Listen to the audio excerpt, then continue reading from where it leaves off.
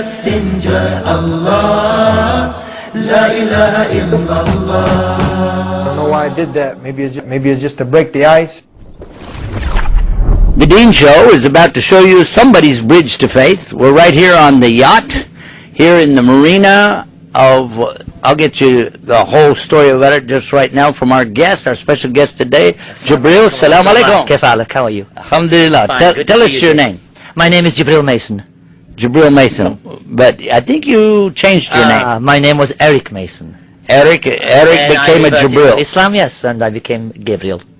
Gabriel is the English version of Jibril, which is Arabic. The angel Gabriel. It's the same one. Jibril Gabriel is the same one. All right. Now, what we want to do, I want to ask you, where are we right now? We're at Marsa Halam in North Abor, Jeddah.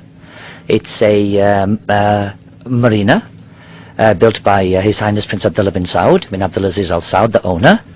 On this marina, we have restaurants, recreation facilities. We bring many overseas guests diving with us in a company that is owned by His Highness called Dream Divers. Dream Divers. Yes, sir. Okay, now let's come to something that I'm sure our audience are really puzzled about. You have a British accent, yet you're here in Arabia, and you're saying some Arabic words. You have an Arabic name. What's going on with all of that? Well, when I was younger in Nigeria, my mother's Italian, a Catholic. My father was a British Protestant. They met post-war and had 4 children. I was one of them, the youngest boy. And then my father was working for the Nigerian government for many, many years. And we were with our parents, and I saw that many of my father's workers were Muslims, Hausa people from the north. These are the Hausa people. The Hausa people, indeed. Okay. And being younger, more impressionable, I wondered, why are all the security, why are all the truck drivers, why are all the helpers Muslims? And my father said, because they're good people, you can trust them. So then So he was saying, wait a minute, hold it, the media today is saying the opposite, saying Muslims are bad people, you can't trust them, and your father was saying they're good people, you can trust them. There's another misconception being cleared up right away. My son was born in Saudi Arabia. He's now at university in England. They will never show a photograph of my son playing football with his Saudi friends, but they will publish a picture of my son fighting with his Saudi friends. No, the media do have a lot to answer for in this context, especially with their perception of Islam. Muslims are like anybody else. There are good Muslims, there are bad Muslims, but Muslims practicing Islam, they are 90%, the majority are good people. Just good people, huh? That's all they have to be, good people. Okay, now there's a question. Did you become a Muslim? Of course. Yeah, how long ago? Oh, 5 years, 6 years. 5 or 6 years ago? 5, 6 years I reverted to Islam. But I've had my Quran since Nigeria, since I was a boy. Given to me, in fact, I'll show it to you later. It's in my car. Okay, we're going to hold you to that. We're you're we're welcome. going to get to see the Quran, the original one. I never travel without it. What took you so long to decide to be a Muslim? Because I wanted to revert to Islam for me, not for anything else, just for me and my God. And it came a time when there was no option, there was no choice. It was to revert to Islam, to the one God, the only God. I mean, God doesn't sit at a table with 20 different color telephones, huh? You know, I'm speaking to a Muslim, I'm speaking to a Buddhist. There is only one God. And alhamdulillah, Allah is the God. And Muhammad is the messenger of God. That's it. So that's why I joined Islam. Okay, now what happened after you came to Islam? Did people think you were crazy? Some couldn't believe it. Many, even I find it difficult. Many accepted it. Many accepted it right off. Many who've been here a while understand that Islam is it's a fine road to take. It's not the winding path, huh? Many people did accept it right away. Some no, some said, Eric, how can you be a Muslim? You wear shorts, your hair is long, you say dude at occasion. But Muslims are people, like anybody else. You know, don't get the idea that they all wear the tahir and they throw bombs, huh? They don't. They don't, huh? This is the exception to the rule.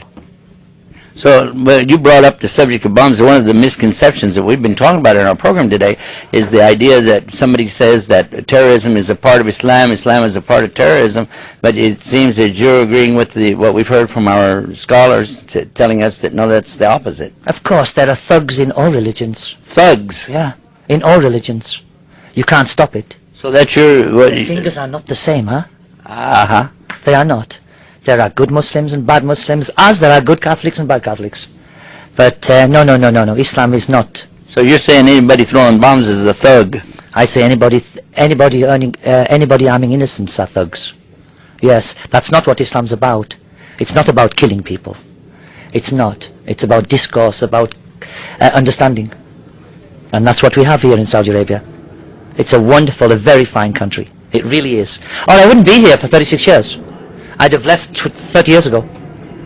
How do you like being a Muslim? It's great. I love it. It makes you, what do they say in America, laid back? Laid back? Yeah.